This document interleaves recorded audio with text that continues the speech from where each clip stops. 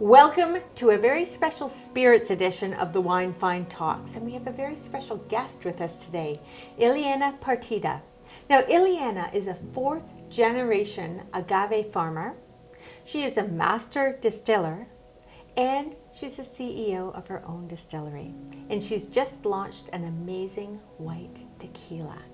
Thank you so much for joining us. Thanks to you.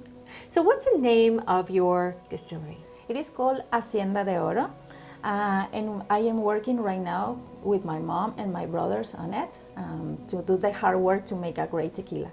And you've launched this tequila. So tell me about what this tequila is and what makes it special, given you have a very clear vantage point of all the premium tequilas out there.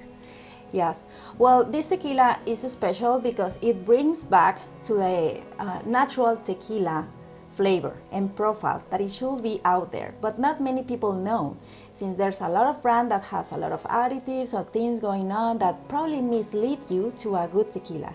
So in this tequila you will find like an earthiness and herbal that you maybe not find in any other tequilas, because it's made on the Amatitan Valley, which is full of, is like the first place where the tequila was actually produced, but sometimes it just got shipped from tequila to any other places of the world, and that's how it got the name. But it used to be called wine mezcal, right in Amatitan. So when they start shipping it, people used to say, can you bring me some mezcal from Tequila, because the train station was there. So at some moment it just changes the name to Tequila, but the original place where it was produced was in Amatitan. You can find the most antique distilleries in that place. Now, that sort of pure expression of tequila you're trying to get with this one, it's additive-free. Yes. It's organic, correct? So let's have a taste, and you can walk me through experientially what you're trying to create with this in the glass. Of course. So the first thing that we're going to evaluate on that tequila is obviously the body. So we're going to see that the crown is forming in here, and then we're going to wait for a few seconds until the tequila comes down. And the more the tears of the tequila are waiting to come down, the more complexity and the better body that the tequila has. This is caused because the oils that the mature agave actually has, that it will be in your glass. So it takes we forever. Can appreciate. It takes forever for those tears to start draping down the inside of the glass. And that only speaks about the maturity of the agave. So the more time, yes, it is. The agave has 7 years to get into its maturity. So it's a long time that we wait for this tequila. Oh, I can see. Yes. I can see that. We can also see that so it's evident. Can you yes. see that? It's fascinating. So what next? What's next? Well, the color for a Blanco will always be really clear with no impurities. And then we're going to smell and detect what type of, is it fruity, is it herbal, is it mineral, and see where our nose take us to, right? It's very complex. Yeah, we can find some earthiness, we can find some a little bit citric. Yes. Like lime. I'm right? getting like cement too. And the agave, usually the herbal comes from the raw agave, and then the sweetness, the hint of sweetness comes from the cooked agave. And how do you cook the agave? Oh, that's a good question. We cook the agave, it is called autoclaves, which is like a high pressure stainless steel. And we leave it for 10 hours, more or less, to be well cooked. And then we pass it through a roller mill, and then we make a slow 4 days fermentation, depends on the weather. And after that, we distill it in a stainless steel also, but all the insides are made from copper that actually apply more flavor to the tequila.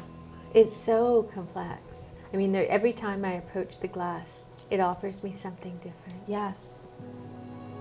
You know, too few people spend lots of time on the nose for many drinks. But Yes. a good tequila, you can spend so much time just on the fragrance. Yes, And the more time that you leave it, it will keep changing, right? Because there's a lot of things that get volatile, but some of them stay. So it will be almost a completely different tequila. If you leave it from 1 hour to another and then you re-smell it, it will be completely different because everything is going on. So, with that in mind, aromatics are, the warmer the ambient temperature, the more aromatics are available to you to go into the bowl of the glass. What temperature do you think is the best temperature to serve tequila neat? I think just don't put it in the freezer because I don't think that's the right way to go. And I think, of course, we're using this type of glasses also, so you cannot be heating your tequila because otherwise you will be getting a lot of probably evaporation, and you will feel like the tequila is stronger when probably it's not. So that's why just leave it outside the fridge, please, and just take it right neat. Don't put any ice neither, because you won't be getting what it actually tastes like, right? A sipping tequila. Well, let's taste. Yes, let's taste.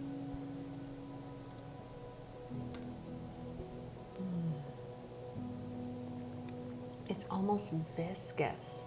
There's so much weight and smooth. And there's, it's not hot. It's actually beautifully balanced. Tell me about how you achieve that. Well, I think the most complexity you're getting from the fermentation, and of course from great agaves, because there is no other way. So when you leave the agave actually be at its fullest maturity, you will have in these oils that we were mentioning before on your glass and on your palate.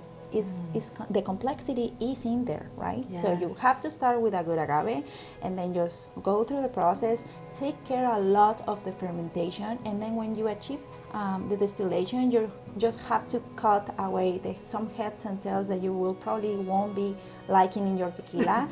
So just leave the heart of the tequila itself in a bottle, and that's how you get this complexity. There's a lot of things going on, right? There's some citricness, there's some a little bit sweet. So it is smooth overall, but I think it's a strong personality also. Right? Very strong personality, very strong. And very long, and very, very, there's lots of evolution from the entry to the very finish. It just goes like a little swirl of different flavors. And you can still feel it in your mouth, right? Absolutely. You can still feel it because it's there. I mean, the agave is there. You just have to enjoy it. I love tequila, and I love that you're making this one. This is a fabulous, I think, new addition to the selection on shelf. Yes, I am very proud that we're able to be on the Canadian market right now. So it is truly an honor for me, for my family, and of course for all the people that work with us, because I am really into equity. I believe that the majority of the distilleries has like majority of men working on, but I'm really proud that my majority is women, is women going on in the distillery, because it is really important for me to be more equity and to bring the same opportunities no matter your gender. I agree with you. I mean, as a woman, I agree with you. I think I do think we have marvelous palates, and I think that's genetically ingrained because we have children. So that's another discussion. That's another discussion for more tequila. Yes.